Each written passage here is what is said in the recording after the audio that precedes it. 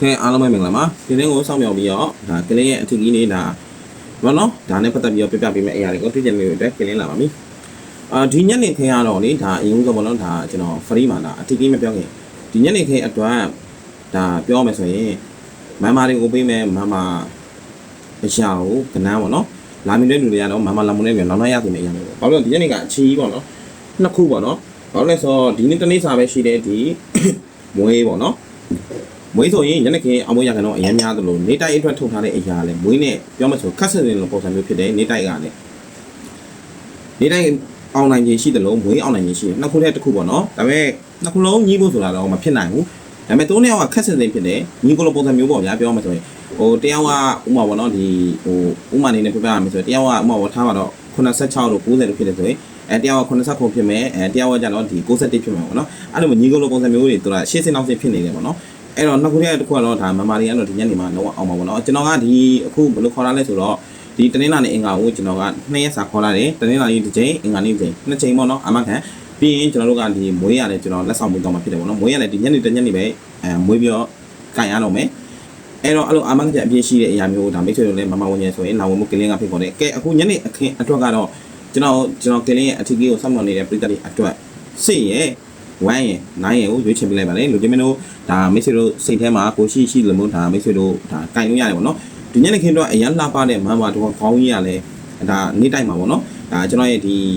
အခုလက်ရှိလာဝင်ထားတဲ့မန်ပါအဖို့နဲ့အကုန်လုံးကိုကျွန်တော်ပို့ပြီးပါပြီစိုက်နဲ့ခွိုင်းနဲ့အကုန်ပို့ပြီးပါပြီနော်ဘယ်လောက်ထိလာလဲဆိုရင်ကျွန်တော်ဒီမှာ sample လေးတစ်ခုပြလိုက်မယ်ဘာလဲဆိုတော့မိတ်ဆွေတို့68တို့29တို့66တို့52တို့ဒါ6248တို့ပြီးရင်ကျွန်တော်59 wise เนาะ59ပြီး16လို့ပေါ့နော်ဒါထွက်ခဲ့တဲ့ရက်တွေကိုတွားကြည့်မယ်ဆိုရင်အဲ့ဒီမှာဆိုရင်6829ပေါ့နော်အဲ့ဒီထွက်ခဲ့တဲ့နေ့မှာဆိုရင်ညနေခင်းမှာဆို29ပေါ့နော်အဲ့ဒီ29မှာဆိုကျွန်တော်တို့ကပြောမှဆိုရင်2ကိုယူလိုက်เนาะပြီးရင်ကျွန်တော်တို့ကဒီ6248ထွက်တဲ့နေ့မှာဆိုရင်ညနေခင်းမှာထွက်တဲ့48မှာဆို4ကိုယူလိုက်2ရဲ့4ရဲ့နှစ်ခုကိုလုံးလိုက်မယ်ကျွန်တော်တို့က6ရတယ်အဲ့တော့အဲ့ဒီရဲ့နောက်ရက်မှာညနေခင်းမှာဘာထွက်ခဲ့လဲဆိုတော့16ပေါ့နော်6ဆိုတဲ့အပိန်နဲ့ထွက်ပေးခဲ့တယ်โอเคပြီးတော့နောက်တစ်ခု30 3ပေါ့နော်ကျွန်တော်ညနေခင်းထွက်တဲ့အရာတွေပဲပြောလို့မယ်ဗျာပြောတော့ရှေ့လို့ညနေခင်းမှာဆိုရင်33ထွက်တဲ့တစ်ချိန်ရှိတယ်အဲ့ဒီမှာဆိုရင်3ထိပ်ကိုယူပြီးရင်ကျွန်တော်တို့က82ဆိုတဲ့ညနေခင်းမှာထွက်တဲ့နေ့ရှိတယ်အဲ့82မှာဆိုရင်ကျွန်တော်တို့က8ကိုယူ